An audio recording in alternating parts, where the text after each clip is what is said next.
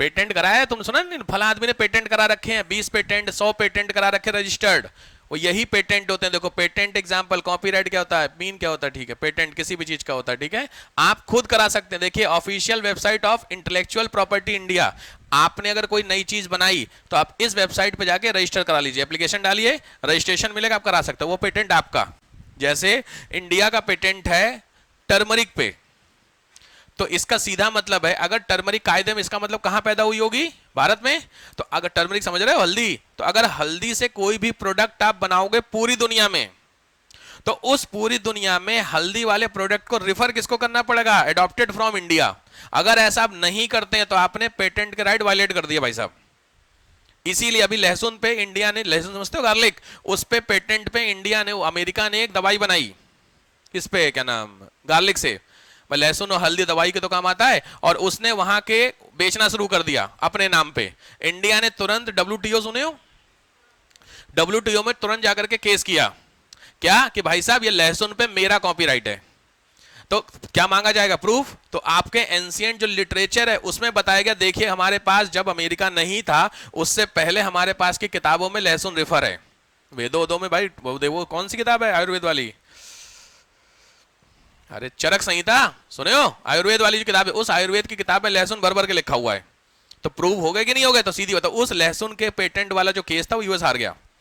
समझ में आया रीजन। तो पेटेंट क्या हो गया, तो पेटेंट किसी आविष्कार, तो उस दवाई, तो आपको कोई दिक्कत नहीं, आप लहसुन से बनाओ, टेंशन नहीं, बट आपको रिफर क्या करना होगा कि ये भैया यहां से है, वो पेटेंट कहलाता है। बट पेटेंट स्पेशली किसके लिए, तो साइन के लिए क्या हुआ, कॉपीराइट। पेटेंट किसके लिए हुआ, आपके आविष्कार के लिए, दिया था ना कहीं, ये इन्वेंशन। तो कोई भी नई चीज जो, इसका मतलब सीधी बात है, जो दुनिया में नहीं है, नई चीज बनेगी वही तो इन्वेंशन होगा। तो नई चीज के लिए हमेशा क्या कराया जाएगा, पेटेंट कराया जाएगा। क्लियर हो गया, ठीक है। नेक्स्ट आओ, GI, ज्योग्राफिकल इंडिकेशन, बड़ा इंपॉर्टेंट क्वेश्चन बनते हैं आईएएस में भैया। GI टैग दिया जाता है, ज्योग्राफिकल इंडिकेटर, ध्यान से समझिए, नाम से पता चल रहा है ज्योग्राफिकल इंडिकेटर, सिंपली देखो, पहले समझ लो, ध्यान से देखो इधर, ज्योग्राफिकल इंडिकेशन, GI ऐसे लिखते हैं कैपिटल में, GI स्मॉल में नहीं। पहली चीज, एक नेम या साइन जो आइडेंटिफाई करता है किसको, प्रोडक्ट को, किसी सामान को, as originating from a specific geographical location, मतलब किसी स्पेशली जगह से वो चीज बिलोंग करती है, तो उस चीज को उस जगह के लिए क्या दिलेगा, GI टैग मिलता है। जैसे मैंने 50 एग्जांपल बताए थे आपको, एक कॉमन एग्जांपल है बंगाल का रसगुल्ला। बंगाल का रसगुल्ला कहां है, बंगाल में ही है। तो आप अगर कभी दुकान पे देखना तो वहां पे लिखा होता बंगाली रसगुल्ले, अरे यार खरीदने गए हो दुकान पे तो देखे हो, ये इसका मतलब रसगुल्ले पे GI क्या है, कहां दे रखा है उसको, मतलब जो बंगाल का रसगुल्ला उसको क्या मिला है, GI टैग मिला है। बनारसी साड़ी, सुने हो, तो उस साड़ी के पहले क्या, बनारस, इसका मतलब बनारसी साड़ी को क्या मिला है, GI टैग। सुने हो, बनारसी पान, हाँ समझ आ गया। तो ये सबके नाम क्या गया, GI टैग आपको मिलेगा। तो GI टैग पे 10 बार क्वेश्चन आया एग्जाम में, 10 बार। समझ रहे कितना इंपॉर्टेंट होगा GI टैग। बट स्पेशली आप देखो समझो, कॉपीराइट क्या था, साइन, पेटेंट क्या था, इन्वेंशन, ज्योग्राफिकल इंडिकेशन क्या था, जगह के आधार पर, ठीक है। इसको हिंदी इंग्लिश में बोलते हैं भौगोलिक संकेतक। तो डेफिनेशन आप लोग लिखिए, भौगोलिक संकेतक, हिंदी में लिखिए, किसी क्षेत्र विशेष के आधार पर, क्षेत्र विशेष के आधार पर पाई जाने वाली वस्तु को, पाई जाने वाले वस्तु को दिया गया अधिकार, पाई जाने वाली वस्तु को दिया गया अधिकार, फुल स्टॉप। समझ गए। तो ये क्या कहलाता है, ज्योग्राफिकल इंडिकेटर या भौगोलिक संकेतक। ये है, देखो लिख लिया तुम लोग, बस यहीं तक लिखना, ज्योग्राफिकल लोकेशन हो गया। ये है देखो तुम्हारे GI 50 मिल जाएंगे, दिक्कत नहीं है, इंडिया की लिस्ट अभी मैं दूंगा आपको करने के लिए। ये है ज्योग्राफिकल इंडिकेटर, एक मोटा मोटी दिख रहा है शाम खुल जा भाई, अरे यार एक तो नेट की बड़ी ये देखो, चलो एग्जांपल ले लो, ये देखो ज्योग्राफिकल इंडिकेटर, ये इतने सारे ज्योग्राफिक, ये तो मैंने बताया सैकड़ों इंडिया में। ये देखो क्या क्या, कहाँ का, ये बंगाली पल्ला, आंध्र प्रदेश का मैंगो, ये कहाँ है, तुलापांजी राइस वेस्ट बंगाल का, तिरुपति के लड्डू, है ये क्या, दार्जिलिंग की चाय, नागपुर के संतरे, कश्मीर की पश्मीना, कांगड़ा की पेंटिंग। समझ में आ रहा? तो ये सारे के सारे क्या हैं, स्पेशली नाम मिलेंगे तुमको यहाँ पे पक्का दिख रहा है। तो ज्योग्राफिकल नाम हो गया कि नहीं हो गया? तो इस तरीके के इंडिकेशन आपको मिलते हैं, जीआई कहलाते हैं। ठीक है, और ये बहुत फेमस क्वेश्चन है करंट अफेयर के। रिसेंटली किसको मिला, हाल ही में जीआई किसको मिला? समझ में आया जीआई? तो यहीं पे लिख लीजिए होमवर्क इस वाले टॉपिक के, फिर आगे बढ़ता हूं। GI tag of Indian product, भारतीय राज्यों मतलब भारतीय के जीआई प्रोडक्ट के नाम। एक मोटा मोटी है यार, तो बहुत है, लिखने हैं भैया। ठीक है, मेरे से मत कंफर्म कर कि सर सारे लिखने, पूछने की जरूरत नहीं है, लिखने हैं। एक और लिस्ट, बासमती राइस, दार्जिलिंग चाय, कांचीपुरम, अल्फांसो, नागपुर, कोल्हापुरी, बीकानेरी दिख रहा, आगरा पेठा, गोवा की फेनी, पलकापदम मेटा, नवारा राइस दिख रहा है। इसमें बहुत सारे ऐसे होंगे जो तुमने सुने हैं, बहुत ऐसे होंगे जो तुमने नहीं, हर चीज तुम्हें थोड़ी पता है। अब ये कौन सा राइस है, क्या ये पलकड्डम माटा? अब माटा जानते हो? माटा नहीं जानते हो? अरे संतरा जानते हो? संतरा का एक और मिलता है माल्टा, सुने हो? माल्टा बहुत कॉमन वर्ड है उसके लिए। माल्टा सुने हो? माल्टा जानते हो? ठीक है। ये एक और बताओ, कौन निकल गया यहाँ पे, कहाँ गया? इसमें फेनी तो जानते ही होगे। अब फेनी जानते हो? गोवा की फेनी, गोवा गए हो? कुछ लोगों को मुस्कान आ गई। हाँ भैया, कुछ याद आ गया सर, है? सही बात है। ये देखो 3 है, गलत चीजें दिखा रहा वैसे करवा चौथ पे मैं। मैसूर पाक, आगरा का पेठा, मथुरा का पेड़ा दिख रहा है। तो इन सब पे क्या है, ऑलरेडी बना हुआ है जीआई टैग। मतलब मथुरा का जो पेड़ा है उसको पूरी दुनिया में कहीं बनाइए, नाम जो होगा वो मथुरा का पेड़ा होगा। तो मथुरा क्या हो गया, ज्योग्राफी। समझ में आ गया सबको जीआई? कोई कंफ्यूजन नहीं? तो करंट अफेयर में तो पूछा ही जाता है जीआई। नेक्स्ट, पेटेंट हो गया ना, जीआई हो गया। हाँ ठीक है। Next ID. अब ये होगा मेजर खत्म है, छोटे छोटे। आईडी इंडस्ट्रियल डिजाइन, आईडी औद्योगिक डिजाइन, इंडस्ट्रियल डिजाइन। इसका एक एग्जांपल है, एक होता है integrated circuit, integrated circuit IC.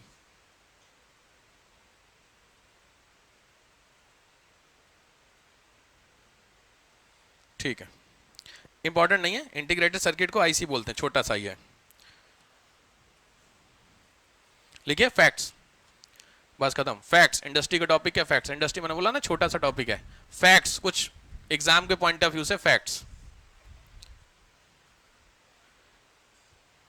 Industrial point of view से। ठीक है, फैक्ट्स में आइए समझते हैं। पहला,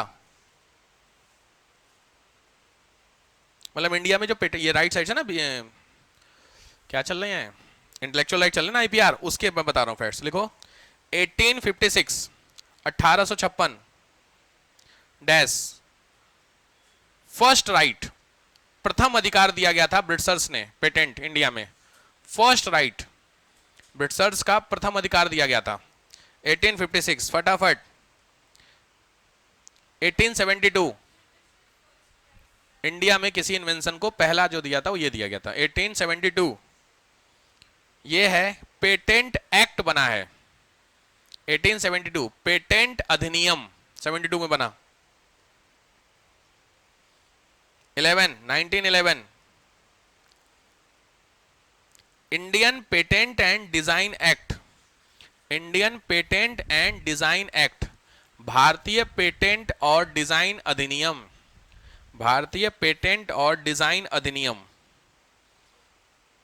स्टार लगा लेना। ये 1911 में बना है, 1947 में लागू हुआ है। इसी के आधार पे मिलते हैं आपको पेटेंट।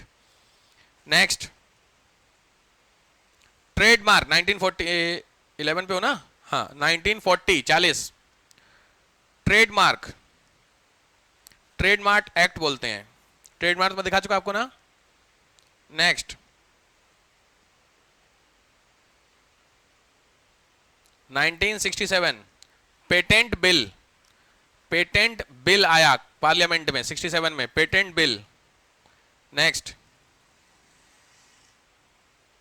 84 पायरेसी समझते हो? पायरेसी, अरे मूवी वूवी की जो पायरेसी होती है यार, नहीं इस पे नेट पे रिलीज हो जाती है, कभी देखिए चुरा के पिक्चरें? कौन सी साइट है वो? टोरेंट है ना? कौन सी है? टोरेंट से, हम तो टोरेंट से डाउनलोड करते थे भैया, जो भी नई मूवी आती थी वो टोरेंट, अब तो पता नहीं आती नहीं आती, मुझे नहीं पता इधर। अगर नई मूवी देखनी है तो कौन सी वेबसाइट है, ऐप है, कौन सा, पिकासो, मिल जाती उस पर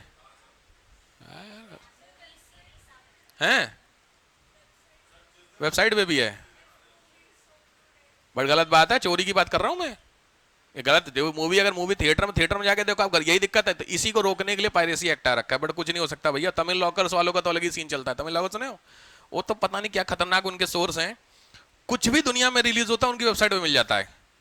कुछ दुनिया में, तमिल लॉकर्स करके बड़ी फेमस है, उसको तो गवर्नमेंट बैन कर चुकी है, वो हर बार दूसरा साइट खोल देते इसी नाम के आगे पीछे, 10 बार बैन कर चुकी, पता नहीं क्या खतरनाक हैं उसमें जो भी बंदे हैं। हम जब छोटे थे तो हम लोग देखते थे टॉरेंट से, टॉरेंट जेट करके एक आती थी, उसमें से डाउनलोड करते तो, बट वो ऐसे नहीं मिलते थे, थिएटर में ही जाइए शूट करके, जो पिक्चरें शूट करते मोबाइल वोबाइल से यार, थिएटर में वो वाली मिलते, प्रिंट अच्छे नहीं होते थे, बट वो अलग होता था हिसाब किताब। तो इसको रोकने के लिए 84 में पायरेसी एक्ट बनाए, 84 में पायरेसी एक्ट, लिख लिए। नेक्स्ट 92 लिटरेचर कॉपीराइट, 1992 में लिटरेचर साहित्यिक कॉपीराइट दिया गया 92 में, मतलब जो लेखक होते हैं ना, अच्छा इसे लिटरेचर कॉपीराइट में लिख लो डैश करके 60 ईयर, 60 साल तक, सिंपली भाषा में आज अगर मैंने किसी बुक के ऊपर कॉपीराइट लिया तो अगले 60 साल तक उसका जो भी रॉयल्टी होती है, सुनिए पैसा, वो पैसा मेरे को नेक्स्ट 60 ईयर तक मिलेगा इंडिया में, उसके बाद फिर वो कॉमन बुक हो जाएगी। समझ गए, ये चीज समझ में आ रही ना। अरिहंत वालों की किताब को केवल अरिहंत वाले ही बेच सकते हैं, अगर उस किताब को कोई और छाप रहा है कंटेंट, तो उस बंदे को अरिहंत वालों को पैसा देना होता है, उस पैसे को बोलते हैं रॉयल्टी। अब आया समझ में, ये कितने साल तक, 60 साल बहुत होते हैं यार। नेक्स्ट 99 कॉपीराइट एक्ट, 99 में copyright amendment act, copyright amendment act, copyright संशोधन अधिनियम।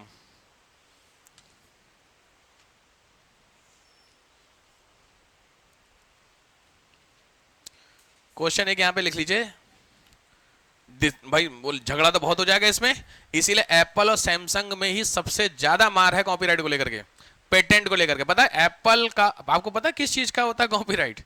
आपको लगेगा कि क्या बात कर रहे हैं सर, देखो ये है एप्पल का फोन और ये है सैमसंग का फोन, क्या डिफरेंस है इस इमेज में, क्या डिफरेंस है? कम से कम 4 या 5 बिलियन डॉलर देना पड़ गया था सैमसंग को एप्पल को इसी में ही। क्या है पता है, इसका कॉर्नर पूरा है, इसका मुड़ा हुआ है, इतने के लिए। आपने ध्यान से नहीं देखा, अब ध्यान दिख रहा, इतने के लिए खाली। और कितने डिग्री का एंगल था पता है? 1.5 डिग्री इतने का खाली एंगल था, मतलब जो एंगल होता है इस एंगल में इतने डिग्री का फर्क था बस। ये है भाई साहब, कोई भी फोन कोई भी दूसरे फोन से एग्जैक्ट कॉपी नहीं हो सकता है। आप उठा के देख लीजिएगा, आप तो नहीं कर पाओगे ना, लैब की बात बता रहा हूं। वीवो और ओप्पो को ऊपर नीचे रख के देखना, देखने में आपको लग रहा है ना, लेकिन डायमेंशन अलग है वो। ये है कॉपीराइट।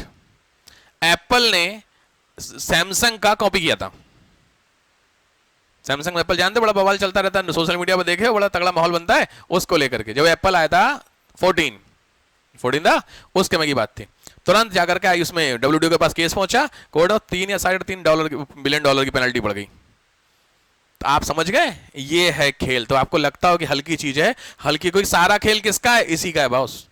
मार्केट में सब कुछ किसका, दिमाग का ही तो है। ये है आपका कॉपीराइट। हाँ तो क्वेश्चन इसमें लिखा हुआ है, लिख लो। चैलेंजेस टू IPR, IPR के लिए चैलेंजेस क्या क्या होंगे ये आपको खुद से करना है। Challenges to IPR,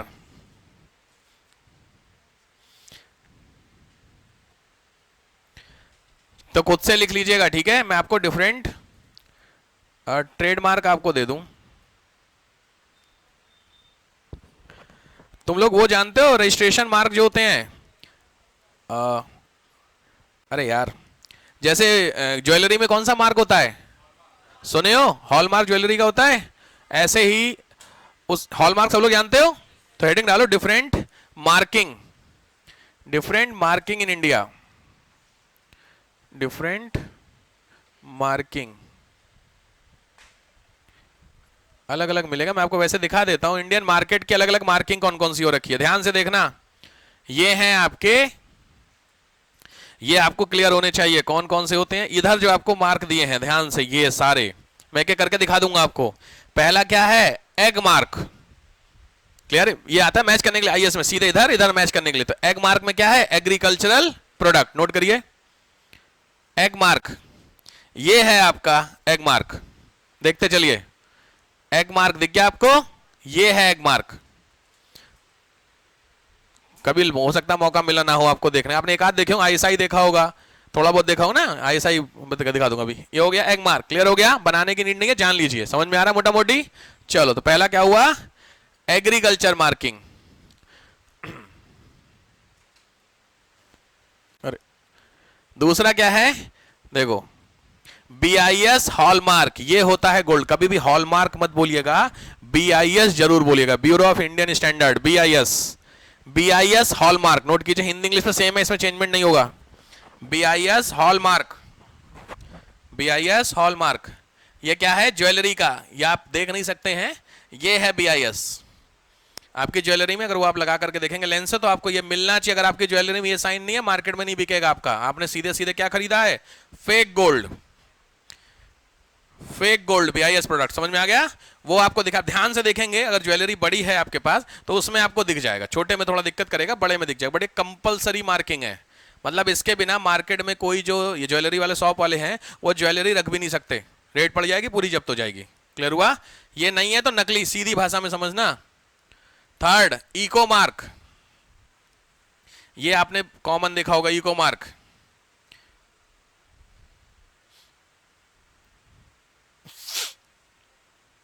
eco mark ecological, environment point से, मतलब इन्वायरमेंट को ध्यान में रखते हुए इस प्रोडक्ट को बनाया गया है, पर्यावरण को ध्यान में रखते हुए।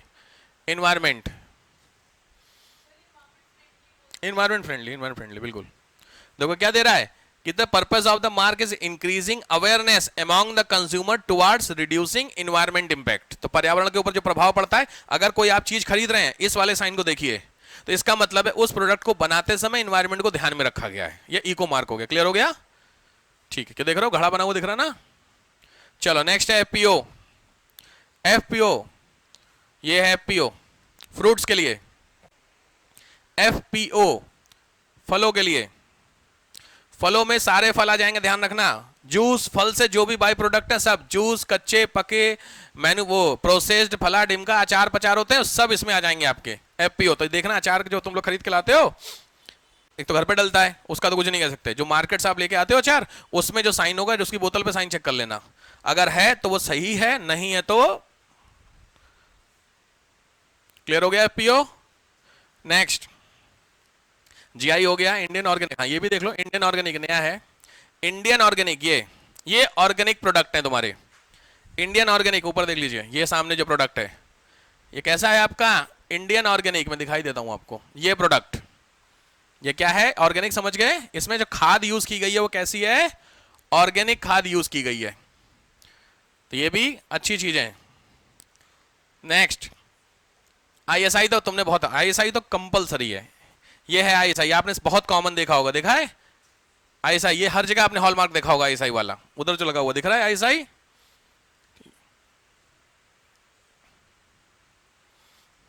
इंडस्ट्रियल, तो इसीलिए जितनी भी इंडस्ट्री होती है तो आईएसआई मार्क का तो मिलना ही मिलना है आपको, क्योंकि हर चीज कहां बनती है, इंडस्ट्री में। खेती वाली भी इंडस्ट्री है, नॉर्मली तो आप कुछ भी सामान खरीद के लाओगे उसमें ये मार्क मिलना कंपलसरी है।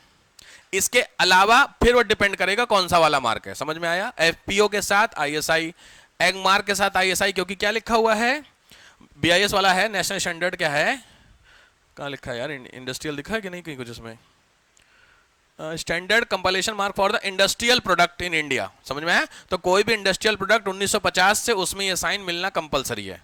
क्लियर हो गया आईएसआई। चलो एक और होगा, ये तो देखा होगा, भारत स्टेज, बीएस देख लो, बीएस मार्क का सुना है, अरे बीआईएस यार, ये वाला पॉल्यूशन वाला, भारत स्टेज BS6 BS4 जो होता है ये पॉल्यूशन वाला होता है, याद रखिएगा। तो ये अगर आपकी गाड़ी के ऊपर चिपका हुआ है तो पुलिस वाले नहीं रोकेंगे, और अगर आपकी गाड़ी के ऊपर चिपका नहीं है तो पुलिस वाले आपको रोक सकते हैं, क्योंकि पॉल्यूशन जब आप कराते हैं 1 साल के लिए वैलिड होता है, तो जहां पॉल्यूशन कराते हैं वो एक स्टिकर देता है लगाने के लिए, तो अगर आपने लगा लिया तो 1 साल तक गाड़ी पॉल्यूशन की बेसिस पे नहीं रोकी जाएगी। समझ में आया? ये BIS स्टैंडर्ड होता है, भारत स्टेज बोलते हैं, ये पढ़ोगे इकोनॉमी में। क्लियर हो गया BIS? और FSSAI ये तो आपने बहुत देखा होगा आजकल बोरा माहौल में, ये तो सबने देखा होगा। FSSAI ये बगल में है, जो जयपुरिया मॉल है उसी के सामने ऑफिस है इसका। FSSAI फुल एग्जाम्पल ध्यान से, इसमें पूछा तो मुझे याद आ रहा है, इसका क्वेश्चन था, इसमें दूसरे S का मतलब और BCCI में पहले C का मतलब, या ऐसा के प्रीलिम्स का क्वेश्चन था IAS का। बी क्या FSSAI में दूसरे S का मतलब क्या है? स्टैंडर्ड। फुल फॉर्म क्या है? कहां गया, कुछ और भूल गया?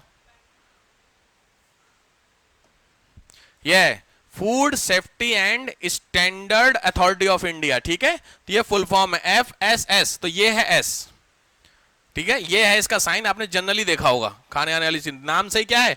Food safety. तो कोई भी खाने वाली चीज जो मार्केट में मिल रही है वो FSSAI से लाइसेंस लेने, दुकान, होटल हो, रेस्टोरेंट हो, जूस हो, कुछ भी हो, यहां से रजिस्ट्रेशन होना कंपलसरी है।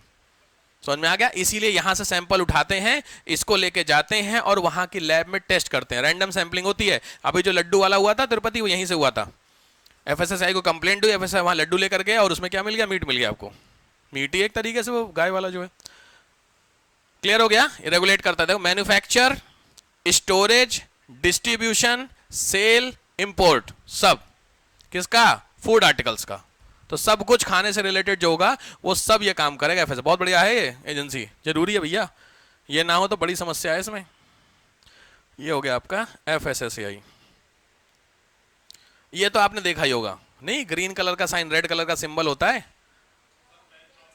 हाँ, वेज नॉन वेज ये वाला, ये तो आप देखते हो ना, ग्रीन कलर पहचान लेते हो ना, रेड, हाँ, तो ये तो आप लोग खाना का देखते हो कभी? जनरली आप पता किसमें देखते हो? केक में, सब केक में देखते हो, चॉकलेट में, किसमें?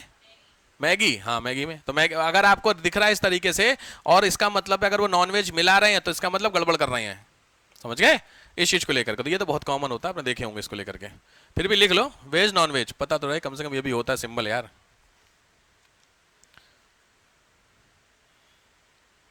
अच्छा, ये यूपी PCS का क्वेश्चन है। दार्जिलिंग टी,